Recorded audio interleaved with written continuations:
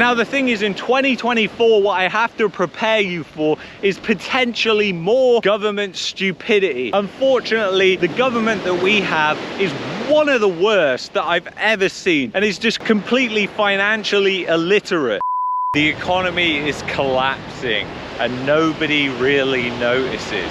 You know, that has been the story here in 2023, and really the story that I want to leave you with from this year. You know, we have seen all these stories peddled about how there's going to be this soft landing, how you have nothing to worry about, how everything is going to be fine. Remember, Chrystia Freeland says everything's going to be fine. So you have all these central planners, these government officials like the Bank of Canada, the mainstream media, and even a lot of YouTubers, and they constantly, consistently get things wrong. And I'm not here saying that I'm gonna get everything right, because I'm not. I cannot forecast the future, as you guys know. If I could, I would be very, very rich right now. But the thing is, over the course of 2023, we have just seen the news peddle this story that there is somehow gonna be a soft landing. But we have seen over the past 6 to 8 months especially, how the story has really deteriorated right before our eyes. For example, we have seen the unemployment situation get a lot worse. We've seen the government bringing in more and more immigrants trying to fulfill their targets, and essentially what's happened is most of those immigrants can't find a job because guess what? The economy is very, very bad. So there's been all these kind of problems that have happened. Look at this, guys. It's a good job I look where I'm stepping, because that right there is a blowfish, and if you step on one of those, you're gonna have a nasty shock, because those things, they can kill you. It's neurotoxins that are on their little barb thing. So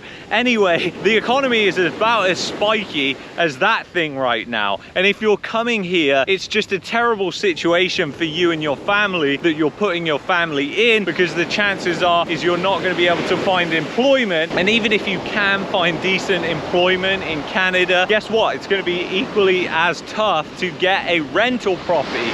You're going to really struggle to get a rental property. You're going to really struggle to get a roof over your head for a decent price. And you know, we've seen this struggle, we've seen this housing crisis that has emerged. We've seen a lot of people who are peddling the narrative that we're going back to those same times. We're going back to the times of before 2020 and 2021, and everything's going to be fine. We're just going to head back to 0 interest rates and everything's going to be fine, guys. Nothing bad is going to happen. The problem is, for countries outside of the United States like Canada, they have to find people to buy their debt, and those markets we've seen significantly are deteriorating. Now, I'm not talking about the treasury market in particular, but I am talking about certain countries like the UK, for example. The UK gilt market blew up last year in 2022, and the pound absolutely tanked on the back of that. So you can see how a sovereign debt crisis will really create a toxic combination for the country and the currency. And you know, the Bank of England had to come in, they had to bail that out. You know, the central planners, they always have to bail out the system, and the problem with that is that just continues to create more and more moral hazard.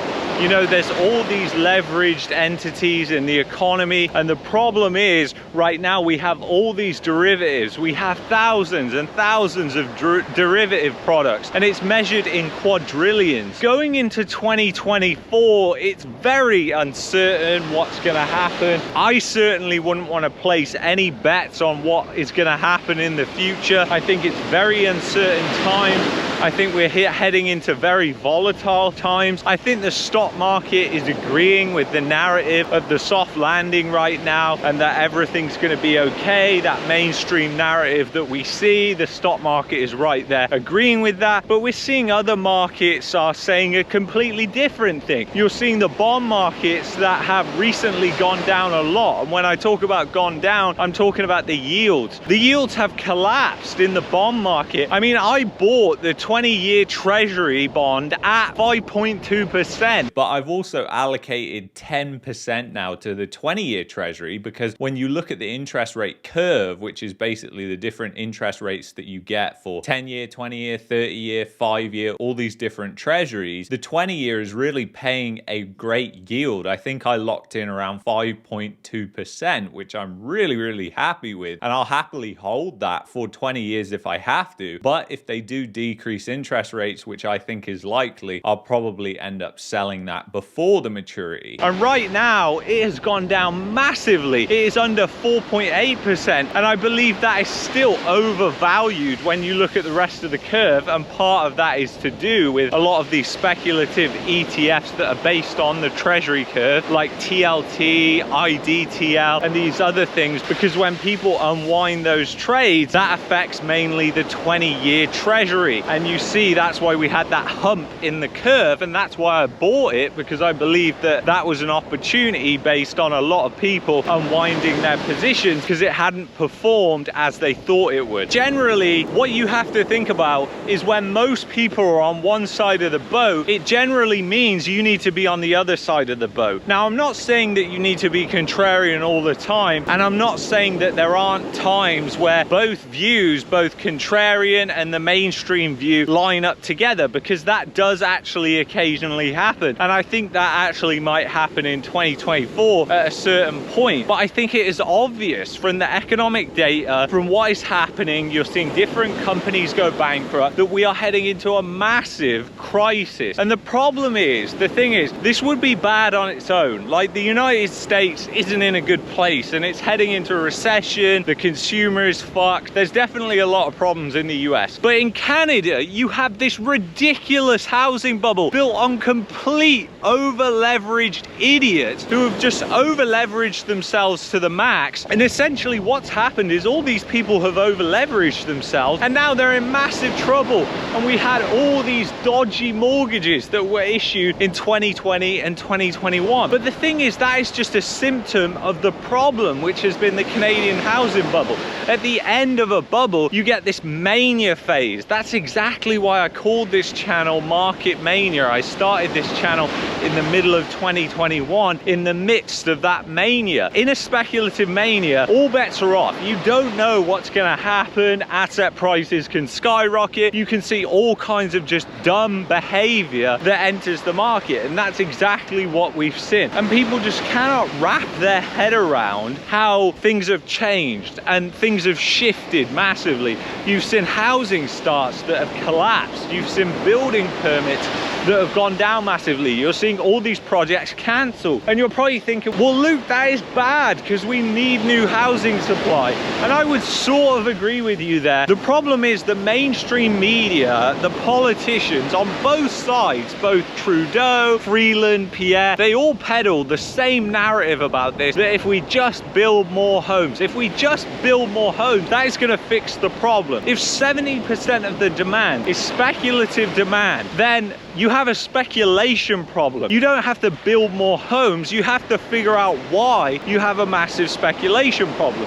And the reason why is you have institutions. You have institutions like the CMHC that create massive moral hazard in the mortgage industry, that allow all of this fraudulent lending to go on, because essentially they think, oh, it's fine if it's an insured mortgage, we don't have to worry about it. But of course, we know that there is a cost. There is a cost to these different things. If people are taking out fraudulent mortgages on large, that is going to have a cost, whether it's going to be the taxpayer or it's going to be the banks at some point. Now, the thing is, in 2024, what I have to prepare you for is potentially more government stupidity. Unfortunately, the government that we have is one of the worst that I've ever seen, and is just completely financially illiterate. And the problem is, who knows what stupid plan they are going to come out with. They may come out and frame the narrative and say, you know what, we need to do mortgage relief, we need to do rent relief. And if you start seeing that, then yes, things are going to change, and my views will change on the housing market moving forward, because that creates a massive amount of income for different people. If they're getting stimulus checks, checks or they're not paying their mortgage because of some type of relief, then that is stimulus. But the government isn't going to try and frame it like that. And that is also a bailout. It's an indirect bailout because you're not handing the money to the banks, you're handing the money to the consumer, and then you're saying to the banks, allow these consumers to modify their loans, allow them to do whatever they want. And I think really what you've seen with the Canadian Mortgage Charter, that bullshit thing that Freeland put out in the fall economic statement, is essentially she is paving the way for a central bank digital currency. And whether that comes in 2024 or in 2025, I want to tell you that a central bank digital currency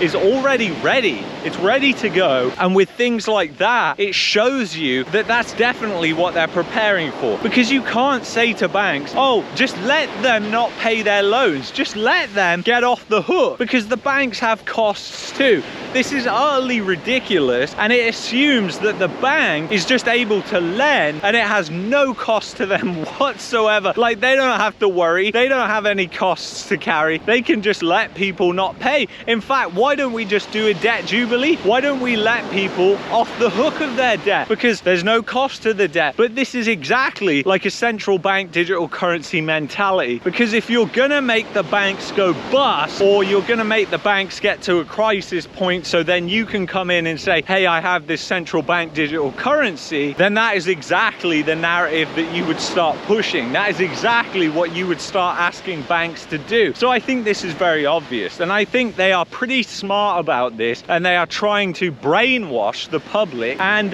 we'll see what happens in 2024. So anyway, guys, I want to thank you so much for watching this video. If you've enjoyed this video, please help support this channel in 2024 on patreon.com. You can also get access to new videos early on Patreon. As soon as I've edited videos, I post it on there. If you're looking for a VPN, go to expressvpn.com/marketmania. You need a VPN to get around the censorship laws in Canada, unfortunately. If you've enjoyed this video, you might like this video here. You also might like this playlist here. I will see you in the next video.